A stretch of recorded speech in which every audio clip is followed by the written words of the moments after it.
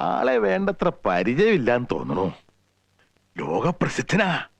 ഞാൻ പള്ളിക്കത്തോട് സി ആണെന്ന് അറിയാമോ? ഞാൻ ആരാണെന്ന് ഈ നാട്ടുകാർ മുമ്പിൽ തെളിയിക്കും. അതിനുള്ള സുവർണ അവസരമാണിത്. തെളിയിക്കണം. ആ നാട്ടുകാരുടെ മുന്നിലിട്ട് അവന്റെ തൊലി ഉരിക്കണം. ഇത് കഞ്ചാവാണെന്നും ഇത് മയക്കുമരുന്ന് ഇനത്തിൽപ്പെട്ട് സർക്കാർ നിരോധിച്ചിരിക്കുവാണെന്നും അറിയാമോ? അതും അറിയാം. അത് എന്ന് നിരോധിച്ച്, ആര് നിരോധിച്ച്, കേരളത്തിലെപ്പം നിരോധിച്ചെന്ന് എല്ലാം അറിയാം. ഇവനാള് മോശമില്ലല്ലോ, ഇവന് തന്നെയാ പരിപാടി. അതിനെപ്പറ്റി അറിയാം.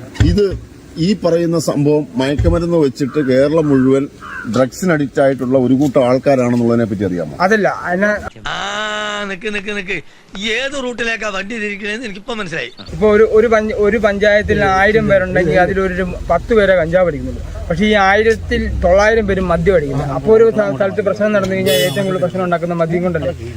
പണ്ഡിതനാണെന്ന് തോന്നുന്നു. അർത്ഥം പറഞ്ഞൊന്നും കേട്ടില്ലേ? ഇവിടെ പിടിക്കുമ്പോൾ ജനങ്ങൾ പറയുന്ന ഉണ്ടാക്കുന്നതാണ് കഞ്ചാവ്. ഞാൻ ചോദിക്കട്ടെ, MDMA ഉണ്ട്, പ്രൊതലീനുണ്ട്, മോർഫിനുണ്ട്, അതുപോലെ തന്നെ LSD ഉണ്ട്. അതിനൊക്കെ കാശ് വേണം. അതൊക്കെ വലിയ കാശ്.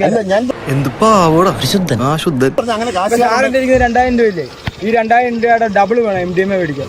ഞാൻ മനസ്സിലാക്കിയിടത്തോളം ഇവൻ നേരും നിറവുള്ളവനാ. ഞാൻ പറഞ്ഞ ഈ 2000 രൂപ നീ ഇത് വിറ്റിട്ട് കിട്ടിയ കാശല്ല. പക്ഷെ ഈ 2000 രൂപ ഡബിൾ വേണം MDMA മേടിക്കാൻ. അപ്പൊ ആരും പോവും. ഞാൻ പോകത്തില്ല ഒരിക്കലും. സത്യമാണോ ഈ പറയുന്നത്?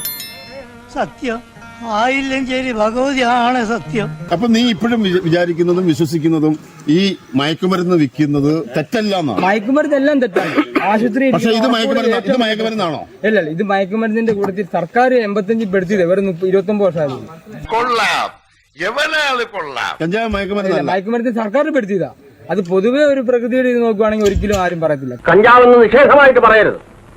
ഈ ശിവമൂലി കണ്ടുപിടിച്ചത് സാക്ഷാൽ പരമശിവനാണ്. എന്നാലും ഞാൻ നിന്റെ പേര് കേസെടുക്കുവാണ്. അതെടുത്തു. അതുപോലെ തന്നെ എന്റെ SIമാരുണ്ട്, കേസെടുക്കുവാണ്.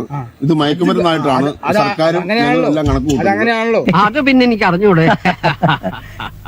അതോ ഇയാൾ ആൾ കണ്ട മാതിരിയല്ലല്ലോ, വളരെ ഡീസന്റ് ആണ് കേട്ടോ. നീ ഇത് വിറ്റിട്ട് കിട്ടിയിരിക്കുന്ന പൈസയാണ്, നിന്റെ മൊബൈൽ ഫോണാണ്, വിൽക്കാൻ വേണ്ടി വെച്ചിരിക്കുന്ന പൊതിയാണ്. അതുപോലെ തന്നെ നിന്നെ നിയമപ്രകാരം അറസ്റ്റ് ചെയ്തിട്ട് കേസെടുക്കുക. ഓക്കെ, അതങ്ങനെയാണല്ലോ. അത് ഓരോരുത്തരും ജോലിയുടെ. ശരി, ഓക്കെ, താങ്ക് യു. കുടിക്കാൻ പൈപ്പിലും വെള്ളമില്ല, കെറ്റിലും വെള്ളമില്ല.